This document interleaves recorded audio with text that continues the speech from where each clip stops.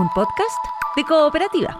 Este es el podcast de Lo que queda del día, una presentación de cooperativapodcast.cl, otra forma de escuchar.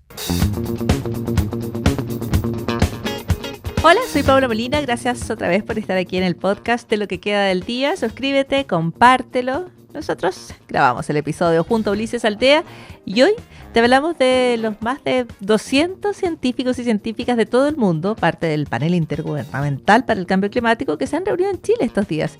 Conversamos con Laura Gallardo, que fue la primera chilena en el buró del IPCC, respecto a por qué importa que se hagan en Chile y por qué importa también el financiamiento para la ciencia en el país. Y en Santiago de Chile se reúne el grupo de científicos que resume la evidencia mundial sobre el cambio climático, el IPCC o parte del IPCC. Este es un encuentro donde la Universidad de Chile es la sede para una conversación que busca avanzar en el desarrollo de un atlas, una herramienta con mapas claros que muestra cómo está cambiando el clima, pero también qué efecto tiene eso en las personas. Unen los datos científicos con los impactos reales de cada región. Conversamos con Laura Gallardo, que en 2023 se convirtió en la primera representante de Chile en el IPCC o este panel intergubernamental, y está el teléfono de Lo que queda del día porque desde el CR2 es anfitriona de este encuentro internacional. ¿Cómo estás, Laura? Bienvenida, muy buenas tardes. Hola, muy buenas tardes, Paula. Un gusto en conversar contigo nuevamente. Muchísimas gracias por estar con nosotros. Es bien importante el encuentro y hay una decisión de juntar, como decíamos, en este mismo atlas, que son básicamente mapas, ¿no es cierto? Que muestran cómo cambia el clima. Más que mapas. Bueno, un poco más que mapas, pero en su definición más sencilla, de la manera en que las personas podrían interactuar con ellos, es mostrar cómo cambia el clima y cómo eso afecta también a las personas. ¿Cuán relevante es este encuentro hoy? Porque se extiende durante esta jornada y la de mañana, ¿no, Laura? Sí, más un pedacito del grupo 2 el día miércoles. La verdad, partimos el sábado en una primera reunión que tenía que ver en cómo se organizaba la reunión, quién participaba, etcétera. Yeah. Y aquí convergen autores del grupo 1, que es el que tiene que ver con las bases físicas del cambio climático, del grupo 2, que es el que tiene que ver, por otro lado, con la adaptación, los riesgos y los impactos, que es algo que nos interesa para poder definir buenas políticas. Y también un grupo de expertos de otros lugares, qué sé yo, de gente que hace servicios climáticos, que va desde un amplio espectro que va desde la computación hasta las comunicaciones y el cómo presentar la información de manera que sea efectiva. Ya, y tú nos mencionas los grupos porque, claro, el tema del cambio climático es muy amplio y está dividido entonces en estos grupos. Unos estudian qué pasa con el clima, otros estudian sus impactos, otros la mitigación. Son distintas aristas y quiero preguntarte, Laura, en general, ¿es más difícil hoy hablar del cambio climático con las decisiones que ha tomado Estados Unidos, con el avance de movimientos que ponen en cuestión ya sea el propio cambio climático, que es el caso de Donald Trump, o las medidas que se plantean para mitigarlo? Efectivamente son tiempos más difíciles, en más de una dimensión que también afectan la discusión del cambio climático, pero eso no lo hace menos necesario, al revés, probablemente lo hace aún más necesario, porque políticas como las que se han adoptado en algunos países nos llevan a un retroceso, nos llevan a perder tiempo en algo en que necesitamos actuar con mucha rapidez y con mucha, ¿cómo decirlo?, celeridad, pero también asertividad. Y perder el tiempo no es lo que necesitamos, al revés. Lo que necesitamos es actuar fundado en la evidencia científica, tanto de las ciencias naturales como de las ciencias sociales y, ¿por qué no?, también de las humanidades. Así que hay que seguir actuando y eso es lo que lleva al IPCC a continuar este trabajo, lo que lleva a nuestro centro también a continuar a pesar de los baches. ¿Y por qué en Chile? ¿Qué tiene Chile? ¿Qué tienen sus universidades? ¿Qué tiene el CR2 que funciona como anfitrión para realizar este encuentro? Pues son muchísimas personas, ¿no? En total. En este caso es una reunión relativamente pequeña, del orden de 50 personas en Chile, presencialmente, y unas 10 o 15 más remotamente. Ya. Así que estamos funcionando en las dos vías. Esta es una reunión de expertos, así que es una reunión relativamente más pequeña, no es una reunión de autores como la que se llevó a cabo ayer de uno de los grupos, que era el grupo 1, o no ayer, sino que la semana pasada. Entonces aprovechamos que ya gente del grupo 1 iba a estar aquí y lo combinamos con esta reunión en que se sumaba gente del grupo 2 para poder coincidir ambos grupos y llegar a productos que sean efectivamente más aptos para informar a tomadores de decisión, para informar a educadores, para informar a otros científicos, etcétera. Perfecto, porque el Atlas por definiciones permite una visualización, un análisis que eventualmente va a cumplir mejor el rol que ustedes están buscando, este Atlas mejorado. Pero en total, entonces, si sumamos la reunión de los últimos días, son muchísimas personas. Son 250 personas. Son 250 personas y son más probablemente o menos, claro, de las más relevantes del mundo y que se juntan aquí en Chile. Y eso quiero preguntarte, ¿qué tiene Chile que trae a todo este grupo que se convierte en el lugar de encuentro para el IPCC? Yo creo que Chile es un país interesante desde muchas perspectivas. Desde un punto de vista climático, por supuesto, es un país que muestra de todo. Es un país donde el cambio climático lamentablemente nos está afectando muy rápidamente, pero también es un lugar donde ha habido políticas de Estado, hasta donde sabemos, ¿no es cierto?, en que la gente se preocupa por establecer políticas más allá de los ciclos de elecciones de gobierno, digamos. Y eso también es una cosa interesante. Chile ha sido un país con una voz muy clara y muy fuerte en el panel y también en las negociaciones internacionales de la Conferencia Marco de las Naciones Unidas para el Cambio Climático. Y yo creo que eso hace de Chile un país particularmente atractivo y además con una actividad científica muy, muy intensa y muy destacada. Ahora, de todas maneras, también hay desafíos internos. Laura, estoy pensando que el Centro de Ciencia del Clima y la Resiliencia, el CR2, en algún momento ve amenazado su financiamiento, ¿no? Y eso ha pasado durante los últimos días, que se asegura la continuidad, pero ha sido, me imagino yo, tiempos difíciles. Han sido tiempos extraordinariamente difíciles en una situación que, quizás la audiencia se puede referir a nuestra página web donde contamos qué pasó. Nosotros fuimos efectivamente calificados por un panel internacional y por expertos. Estábamos en el lugar número 3 y después de la evaluación de un panel nacional quedamos en el lugar número 12, lo que es muy raro. Y bueno, las preguntas, ¿qué pasó y qué sé yo? No soy yo quien las tiene que contestar.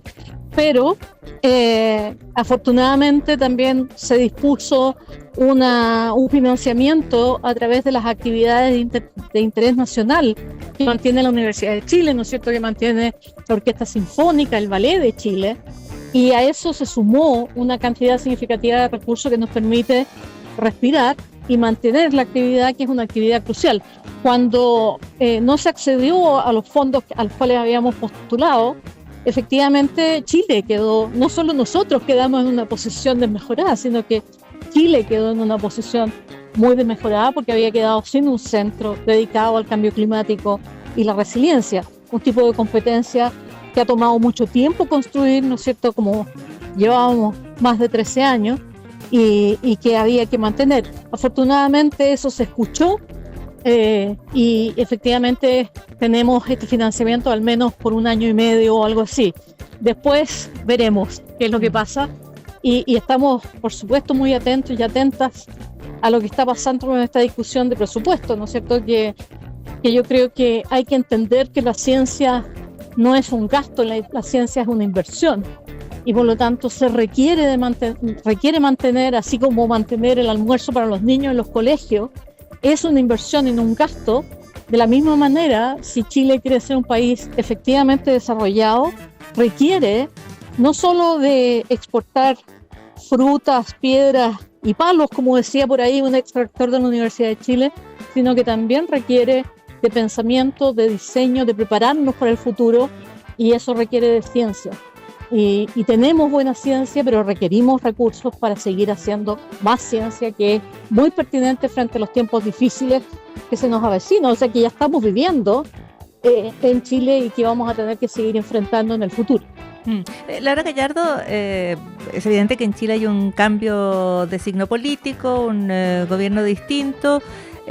¿Cuáles son sus expectativas bajo la administración de José Antonio Kast, el presidente Kast, para efectos del CR2 y para efectos de lo que se ha construido en Chile en términos de investigación respecto a cambio climático, propuestas de mitigación, trabajo relacionado al cambio climático? Yo espero que prevalezca la racionalidad y que Chile siga teniendo su política de cambio climático, incluyendo la dimensión científica como una política de Estado. Es una política que tiene que trascender a los signos más, menos, o cualesquiera sean los signos de los gobiernos, de trascender a aquello. Y yo espero que eso así sea por el bien de nuestro país. Esto no es para que hagamos cositas interesantes que nos entretienen a los científicos. Esto es para poder enfrentar los desafíos enormes que propone el cambio climático para Chile. Las olas de calor, los eventos climáticos extremos que cada vez van a ser más, una vulnerabilidad asociada a nuestra propia inequidad, entre otras cosas, que requiere enfrentar estos problemas de una manera mucho más integrada, de una manera inteligente. Aquí yo creo que la inteligencia en el sentido de poder enfrentar los problemas de buena manera es algo que hay que persistir. Chile lo ha hecho hasta ahora, desde que volvimos a la democracia hemos estado en eso, ha sido una política de Estado y yo creo que ojalá así sea en el futuro. Las palabras de Laura Gallardo, que es académica de la Universidad de Chile y es coordinadora de este encuentro, que es un encuentro de parte de los investigadores del IPCC, el grupo de científicos que resume la evidencia mundial sobre cambio climático. En total, 250 científicas se han reunido en los últimos días en Chile como prueba de el importante papel que tiene el país y la ciencia que se hace aquí en Chile respecto a estas materias. Laura Gallardo además fue la primera representante chilena en el IPCC. Muchísimas gracias, Laura, por estos minutos. En el Buró del IPCC. Y perdona que te dé un dato al último. Okay. En esta vuelta del IPCC, que es el 7º ciclo, hay alrededor de 20 chilenos y chilenas, investigadores nuestros, que están siendo parte del proceso. Así que estamos bien representados. Sí, una puerta que además se abre para para otras personas de ciencia en Chile. Gracias, Laura. Muy buenas tardes. Gracias a ti, Paula. Encantada. Estás escuchando el podcast de Lo que queda del día. Una presentación de cooperativapodcast.cl. ¿Y sabías qué? El continente africano se está separando y mucho más rápido de lo que se pensaba. La tierra del continente se está abriendo en una franja de unos 500 kilómetros entre Kenia y Etiopía, el llamado Rift de Turkana.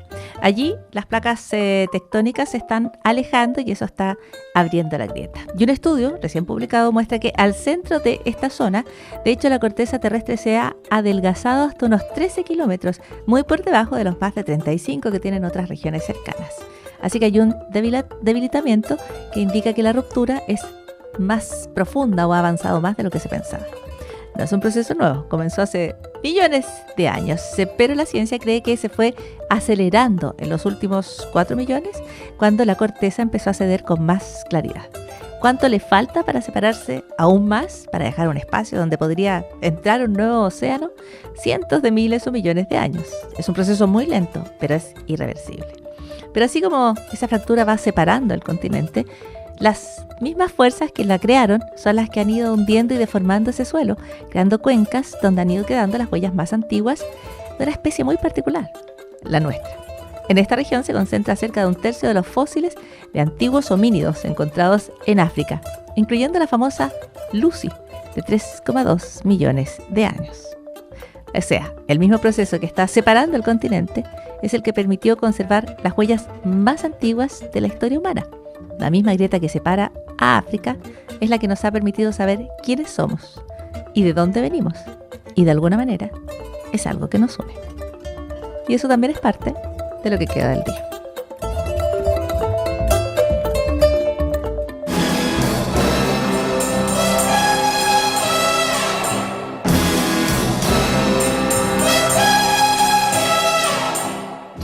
Y continuamos en lo que queda del día en Cooperativa. ¿Has escuchado hablar del misterio del globo dorado? Fue el 2023 durante una expedición científica en aguas profundas de Alaska, a más de 3 kilómetros bajo la superficie, cuando un robot encontró un objeto extraño, un pequeño globo dorado, liso, blando, adherido a una roca. Lo llevaron a la superficie, lo examinaron y nadie supo qué era. No tenía boca, no tenía músculos, no tenía forma reconocible. Podría ser un huevo, una esponja, una colonia de microbios, pero nada encajaba del todo y el misterio quedó abierto.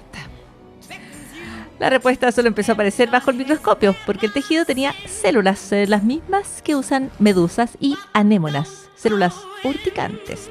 Con análisis genéticos comenzó a surgir una pista clave, ADN de un organismo muy poco conocido, un Relicanthus daphneae, que es un organismo similar a una anémona, que vive en aguas muy profundas, adherida a rocas en el fondo del océano a varios kilómetros de profundidad. Tiene tentáculos largos y finos.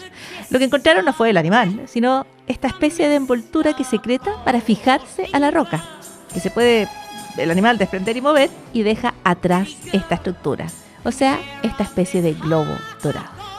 Así que este trozo, que es un dorado muy brillante, no era un ser desconocido, era la huella de un ser que conocemos muy poco. Y eso también es parte de lo que queda del día. Aquí termina el podcast de Lo que queda del día. Lo escuchas en vivo de lunes a viernes desde las 4 de la tarde en Radio Cooperativa. Y todos los días en cooperativapodcast.cl.